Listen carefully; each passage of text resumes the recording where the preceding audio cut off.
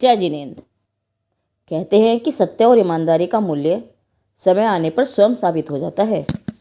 एक न्यायप्रिय राजा ने अपने उत्तराधिकारी की खोज में एक अनोखी परीक्षा रखी। ऐसी परीक्षा जिसे बुद्धि नहीं बल्कि चारित्र पास करता है।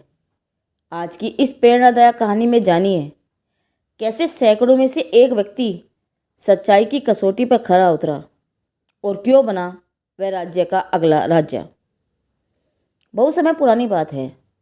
किसी राज्य में एक राजा राज्य करता था। वह राजा न्यायप्रिय, प्रजापालक, कर्तव्यनिष्ठ आदि अनेक गुणों से संपन्न था। उसकी ईश्वर के प्रति दृढ़ आस्था थी। वह प्रत्येक कार्य ईश्वर को साक्षी मान के करता था। उसकी मान्यता थी कि भगवान 3 लोक और 3 काल की समस्त बातें एक साथ एक समय में जानते हैं। यदि कदाचित मैं कोई चोरी छिपे कार्य करूँगा तो उसे भगवान सर्वज्ञ होने से जान ही जाएंगे, चाहे जनता न जान पाए। अतः वह नीतिपूर्वक ही राज्य करता था। ऐसे योग्य राजा के दुर्भाग्य से कोई संतान न थी। वह चिंतित था कि इस राज्य का उत्तराधिकारी किसे चुने। यदि वह किसी को भी उत्तराधिकारी बना दे और कदाचित वह न्यायप्रिय, प्रजापालक और आस्तिक न हुआ तो समस्त जनता दुखी हो जाएगी। वह स्वयं निंदा का पात्र बन जाएगा। ऐसे विचारों से वह निरंतर चिंतित रहने लगा। वह वृद्ध भी हो चला था। उसे राज्य का भार भारी लगने लगा था। वह शीघ्र ही किसी को अपना उत्तराधिकारी बनाकर संन्यास लेना चाहता था। उसने मंत्रियों से सलाह ली कि किसे उत्तराधिकारी चुने। किसी ने राजा को निकटतम संबंधी को, किसी ने समय को ही, किसी ने अपने पुत्र को और किसी ने अपने संबंधी को राजा बनाने की बात कही। परंतु राजा को किसी की बात पसंद न आई। राजा इस समस्या का हल खोजने के लिए कुछ न कुछ विचार करता ही रहा। आखिर उसे एक दिन इस समस्या का हल मिल ही गया।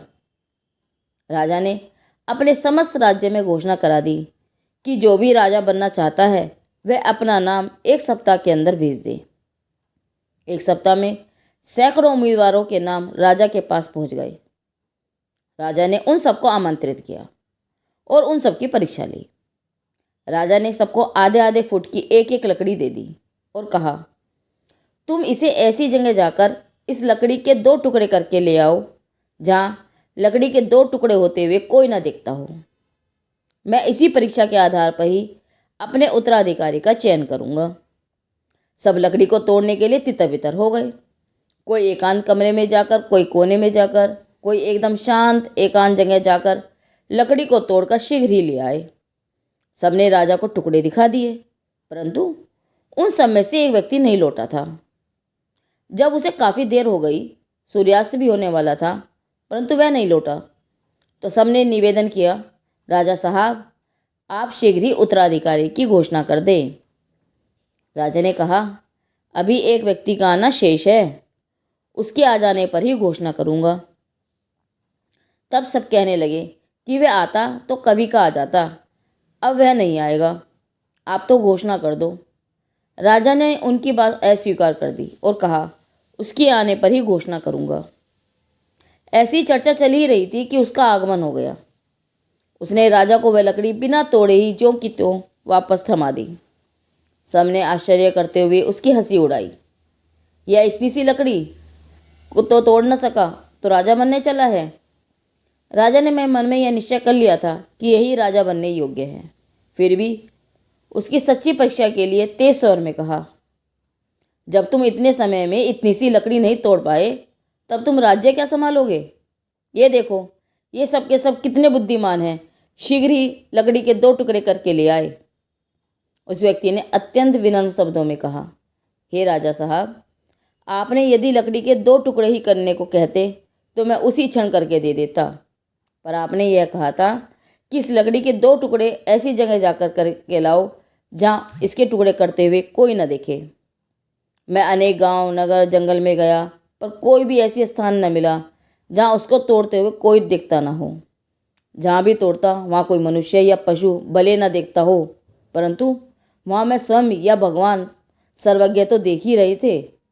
फिर मैं इसे कैसे तोड़ सकता था, यह आप ही बताइए।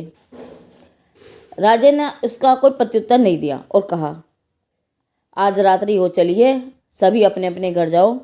कल सभा लगेगी और उसमें विधिवत उत्तराधिकारी की घोषणा करूँगा।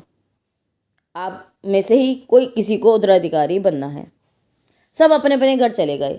सब अपने मन में राजा बनने की उत्सुकता लिए हुए रात भर सो न सके। प्रातः होने पर सभी सज धज कर सभा में पहुंचे। जनता भी खचाखच दरबार में उपस्थित थी। सभी मंत्रीगण मंच पर उपस्थित थे। भगवान और राजा के अतिरिक्त किसी को यह ज्ञात नहीं था कि राजा कौन बनेगा।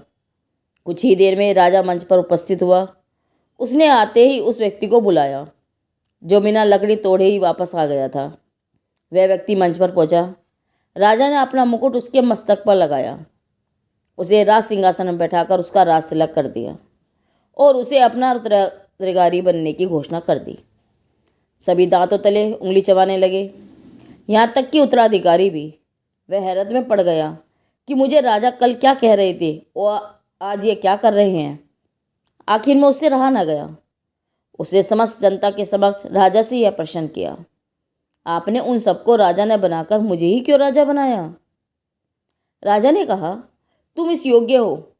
तुम कोई भी अनीतिपूर्वक कार्य नहीं कर सकते हो, क्योंकि तुम्हें यह भान है कि इसे देखने वाला भी कोई सर्वज्ञ है।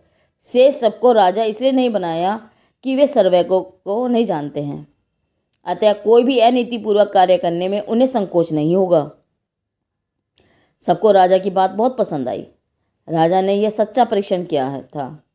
जनता ने राजा को साधुवाद दिया और नवीन राजा का अभिवादन करके उसे अपना राजा स्वीकार कर लिया।